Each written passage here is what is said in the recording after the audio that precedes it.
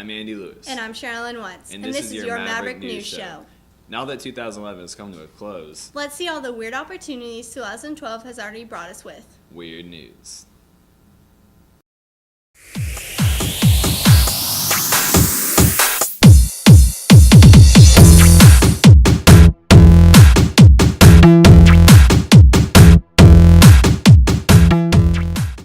This guy named his boat the Titanic 2, and it sank. The world's fastest barefoot water skier used a helicopter instead of a speedboat, so some people are calling shenanigans. But Fernando Iglesias still went 153 miles per hour. Whoa, Button King, you scared me. How about a song? People look at me and they say what a sight. Alright, we're good. Button King Dalton Stevens suffers from insomnia, so he uses the time to glue buttons to things. His suit has 16,333 buttons, and he has a hearse with 600,000. Say hello to Barmy Franks. Now say hello to his front teeth. After 6 hours in a dentist chair, he now has Prince William and Kate Middleton tattooed on his teeth. Dick Schaefer picks up junk and scrap metal and turns it into artwork. His brother has a junkyard where he gets the materials, and if they get rusted out, he just makes new ones. Now meet Magnet Boy. Bogdan is a 7-year-old from Croatia who claims to be magnetic despite the fact that it seems kind of obvious that silverware and coins are just sticking to his bare skin. Finally, Natalia is playing the Star Trek theme song on a saw in the subway.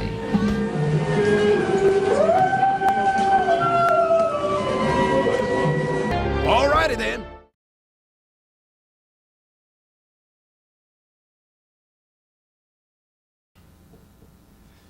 Wow, this is going to be one weird year. Yeah, well, new year, new start. What can you do? Last month, we told our topic for this month's stereotyping issue. Sherilyn, do you feel girls stereotype each other? Yeah, girls can be really cruel to each other these days. Let's take a look at this month's stereotyping issue. Hi Mavs, my name is Kelsey Carlos. This is our first episode on girl stereotyping. Let's take a look. Stereotyping is being kind of prejudiced and judging people beforehand. Well, girls stereotype each other because of jealousy, because of what they wear, what they look like, and they're jealous, so when they're insecure about their own features, they take it out on others. I just think it's like girls judging other girls, like looking at them at like a first glance, and then like in their head figuring out just who they are or who they think they are. Stereotyping is when people judge each other by their clothes and how they look. How do you feel when you're stereotyped? I feel, when I get stereotyped, I feel judged and it's really rude. I don't know, people don't really say anything to my face, so I don't really hear about it. I don't know. How do girls stereotype other girls? Girls can get pretty ugly with that stuff. Like, you can just look at someone and just not even know them and judge them based off their makeup or their hair or how orange they are. That concludes our first episode of Girl Stereotyping. Tune in next month to see part 2. I knew girls were bad to each other, but I didn't know that they could be that bad. Yeah, girls are really dramatic sometimes. Speaking of drama, have you heard about the play that's coming up? No, actually I haven't. What is it? A Streetcar Named Desire, presented by the Meadowdale Players. Who are the Meadowdale Players? Our school's drama club. Here's a sneak peek.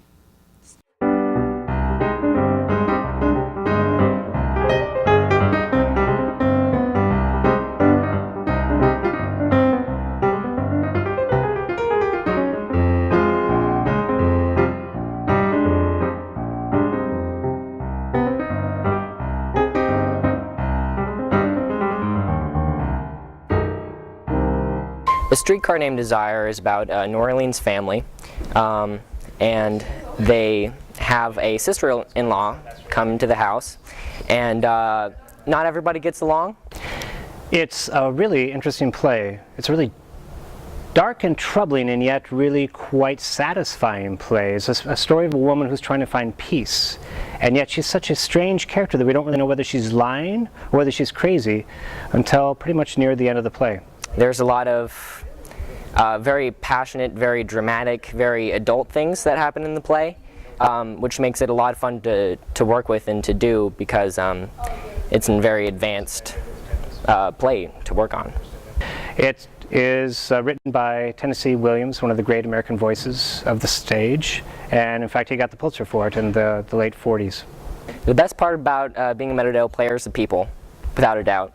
Everyone in here are homies for life.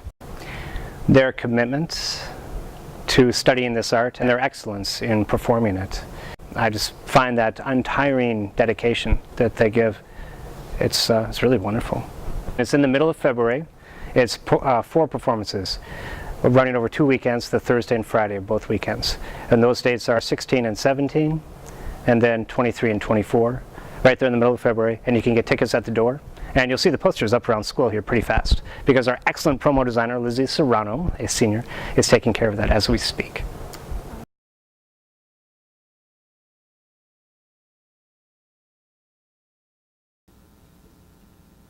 Don't miss the Meadowdale Players opening night is the 16th of February. I'd much rather go see a play than sit at home and do nothing. You're lucky enough to have a home. You know, homelessness has progressively become more of a problem these past few years. Let's have Sean show us what's going on in this month's Counseling Corner.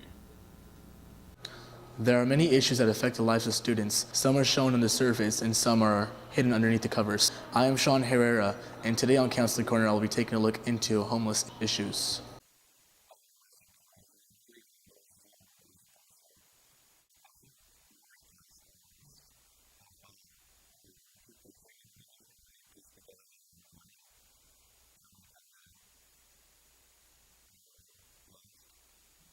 Whenever we have students here who are suffering and students who are homeless are suffering, that has an impact on their education. It has an impact on other students who might be aware of it.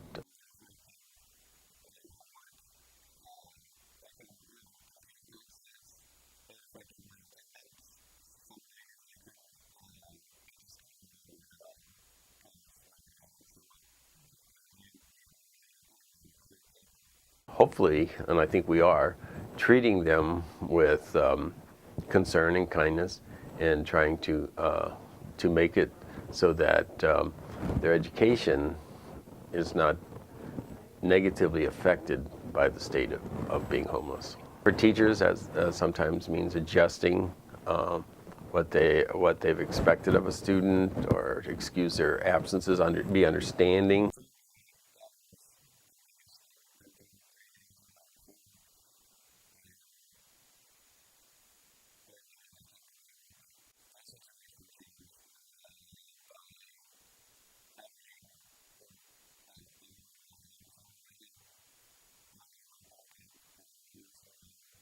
A lot of times I think students aren't going to tell you that they're homeless. The best we can do is to make sure we're able to react to it and to help people who are in that situation.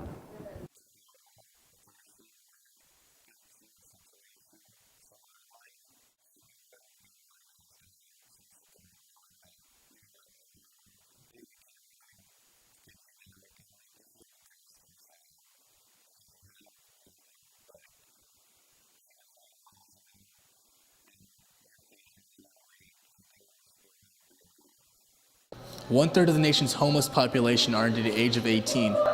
Once you go through the counseling doors, you come out knowing a whole lot more. This is Sean Herrera reporting back to the studio. It's really interesting to know about the different lifestyles of fellow students. I agree. In other news, the winter sports season is almost over. Our crew went to some boys and girls basketball games. Here's what went down in the stable. More like up. Balla.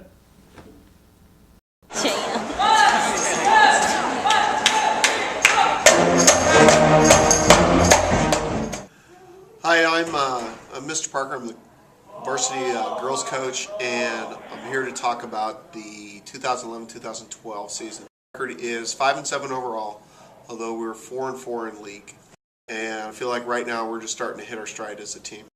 You know, we play lots and lots of kids, so we shuttle kids in and out, and our players play fast, and then they come out and rest. So I think if you come see us, you'll like what you see.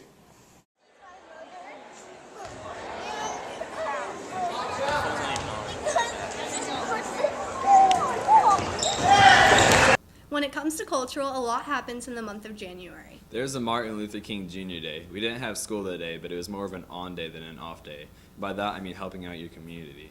And the feature presentation of this month's cultural hero, Cesar Chavez. Following that, we'll show you a PSA from Miss Beach's intro class made by Isaiah Williams and Oliver Martindale about immigration.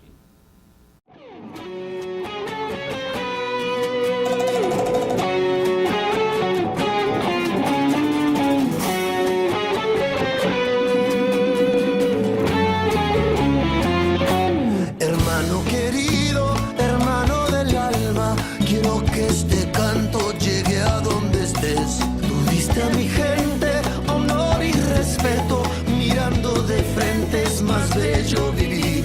Sembrador incansable de campos ajenos, tu voz siempre hablaba de la libertad, que un día tendremos verdad y justicia, y fue en tu lucha siempre tu arma la paz. Tu lucha es la lucha de todos los pueblos, tu vida es ejemplo que me da valor. Se puede, claro que se puede, con fe y alegría, esfuerzo y amor. Mi canto es alegre, lleno de esperanza, festejo tu vida, no guardo rencor. Se puede, claro que se puede, dar a nuestros hijos un mundo mejor.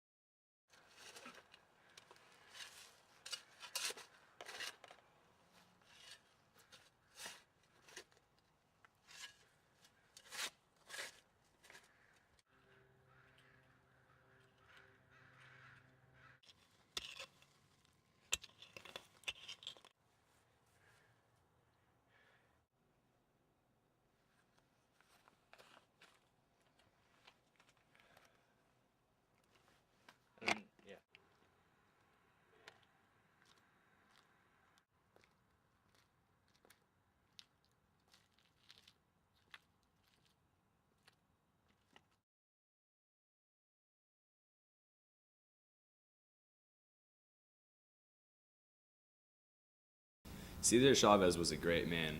Our own Anthony Archiga is going to Latina Educational Achievement Project Conference in March, otherwise known as LEAP. So Andy, anyone ask you to Tolo yet? Nah, but this year girls don't even have to ask the guys because it's not a formal dance. Let's hit it up with Angela Nguyen question of the day, Tolo edition.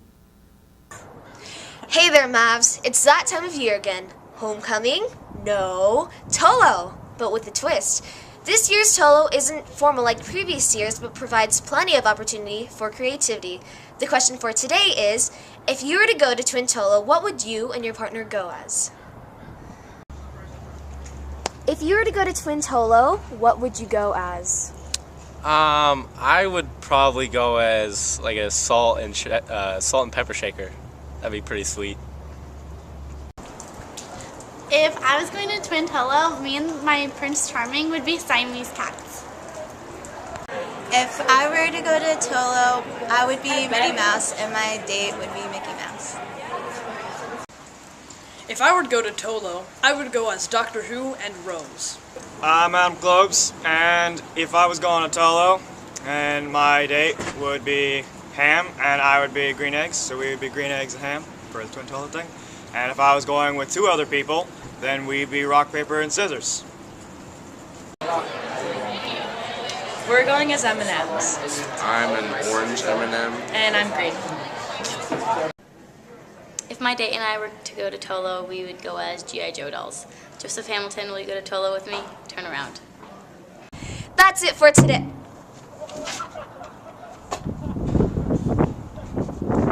Aww, isn't that cute? Stay on your hooves, Mavs, because the question of the day can be coming your way at any time. Angela Nguyen reporting, back to the studio. Thanks again for joining us at Meadowdale Mav News. Tune in next time on February 29th during First Period AT. Hey, that's a leap day of the leap year, and the LEAP conference is in March. This Thursday on the 26th, there will be a meeting in the Black Box during First AT regarding peer mentoring with Miss Heather Smith. All welcome and encouraged to come. But until then, I'm Andy Lewis. And I'm Sherilyn Wentz. See ya.